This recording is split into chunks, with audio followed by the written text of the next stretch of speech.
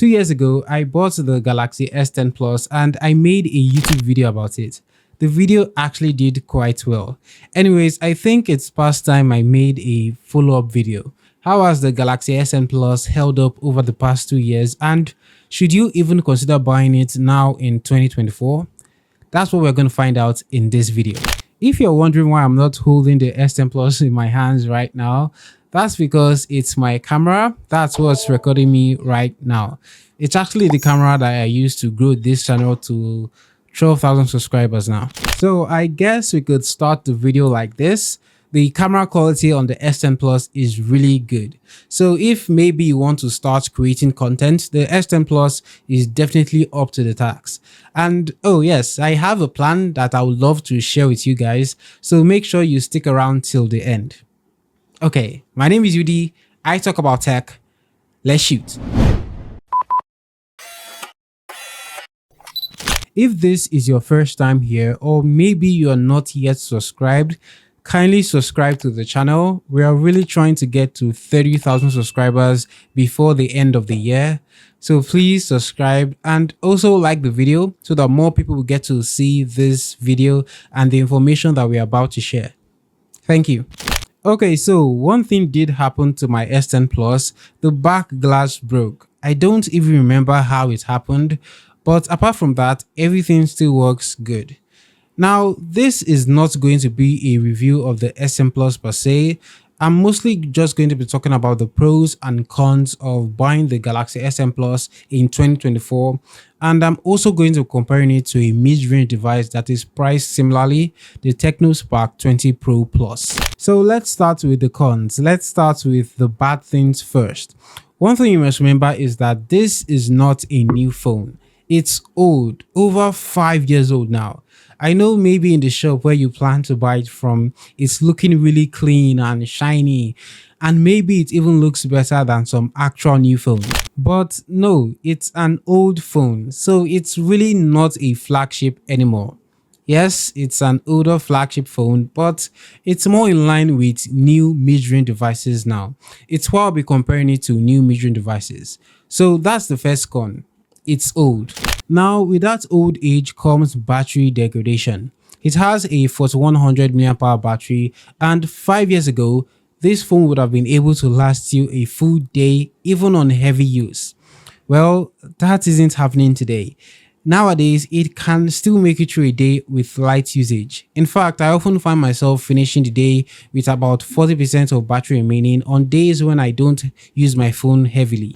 But if you're a heavy user, you're always on your phone, watching videos, playing games, TikTok, Instagram, you're going to have to charge. Power bank becomes your friend. With new mid-range phones like the Tecno Spark 20 Pro Plus, you get way better battery life, and they also have faster charging.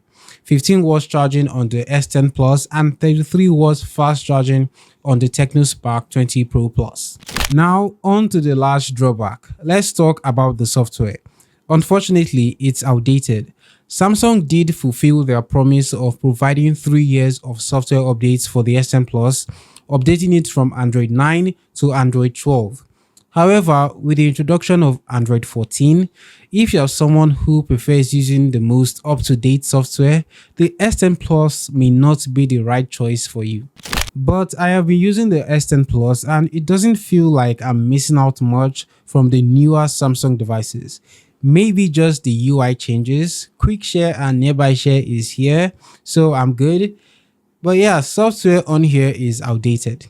If you get a new Samsung mid-range phone like the Galaxy A25, it comes with newer software and 4 years of software updates. With Xiaomi and I think Tecno as well, you get 2 years of software updates. So if you need newer software and software updates, I think it's better you go for a new mid-range device.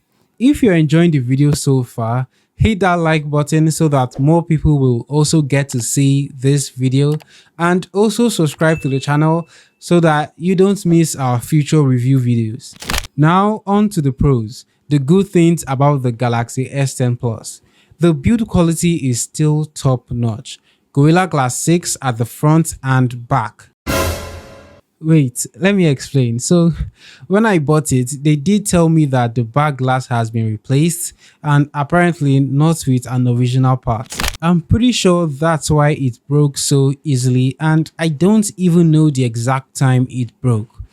But it really doesn't matter since I use a case and the display is still great.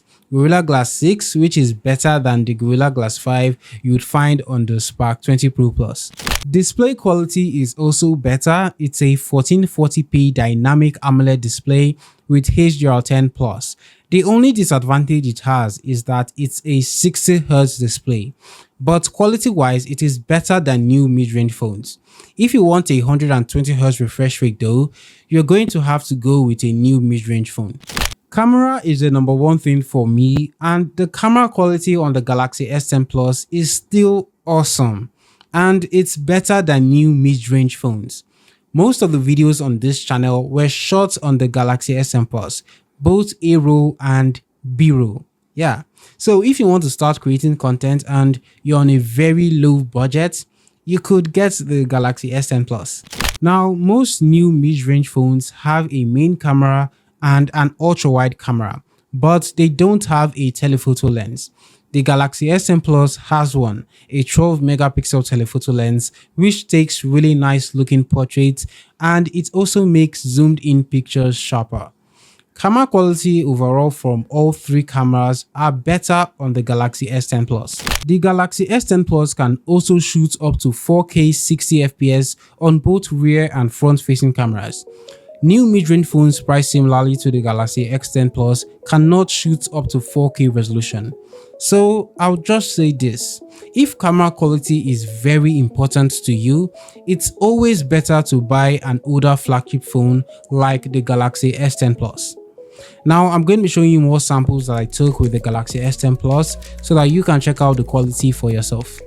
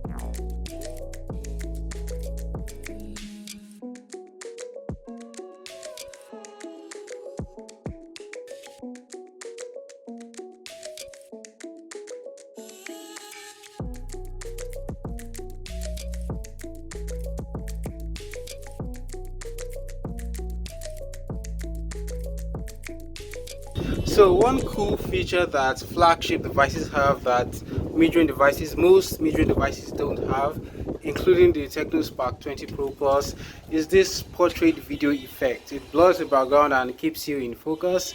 I really like it. There are even different modes like big circle, color points. I'm the only thing saturated in the video right now. And the last one is this glitch mode. It looks really cool and it makes it look like if you have a mirrorless camera. So mid-range devices don't have this, or most of them don't have it, but flagship devices will have this. So if you really care about cameras, if cameras are really important to you, you should definitely go for an older flagship device. Cameras will always be better on flagships. Okay guys, so I was wrong. The Tecno Spark 20 Pro Plus also has portrait video, but it's limited to only 720p resolution, and I think most mid-range devices will also be limited to only 720p resolution. So it doesn't look as good as the flagship, the Samsung Galaxy S10 Plus. It's there, but doesn't look as good. I'm going to put a side-to-side comparison so I can look at it. But yeah, it's much better on the Samsung Galaxy S10 Plus. It's rather surprising, but the performance and the gaming experience on the Galaxy S10 Plus surpassed my expectations. In fact, the device achieves higher scores in both Geekbench and Antutu benchmarks compared to the Technospark 20 Pro Plus. So whether it's multitasking, gaming, video editing, the Galaxy S10 Plus delivers superior performance to new mid-range devices. And this is the Exynos version. If you do get the Snapdragon version, you'd get even better performance. In fact, if you do decide to get the S10 Plus, specifically ask for the Snapdragon version as you get a better phone in general.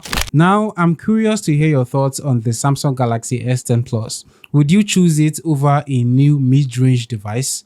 Share your opinions in the comments below. As for me, if I were in a situation where I didn't have a phone and I had to choose between the S10 Plus and a mid-range device like the Technospark 20 Pro Plus or the Redmi Note 13 Pro, I will still opt for the Samsung Galaxy S10 Plus, mainly because of the camera quality. It's really important to me. Additionally, the Galaxy S10 Plus continues to offer superior performance along with excellent build quality. And to be honest, a flagship will always be a flagship, at least for 6 to 7 years. But if you need up-to-date software and you also can't do without great battery life, then you have no other choice but to go for a new mid-range device. So I have a plan. I want to swap my S10 Plus for the Galaxy S21 Plus or the S21 Ultra. I'm not sure which one I would go for yet, mainly because of the horrendous Naira exchange rate. Nigerians, you know what I'm talking about. So last year around November, you could get the S21 Ultra for around 320k. Now you're looking at over 500k to get the same phone. It's crazy. Or if you guys know where I can get one more affordable, I'm all ears. I was even thinking of making it into a vlog, me heading to Computer Village to swap the S10 Plus to the S21. But wait, if I'm going to swap my S10 Plus, which phone will I use to, record myself while I'm going there?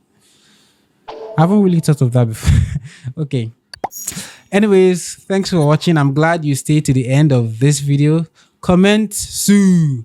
Let's confuse those who didn't watch to the end. Okay. My name is Yudi. This is Yudi Shoots, and you'd see me in my next video. See.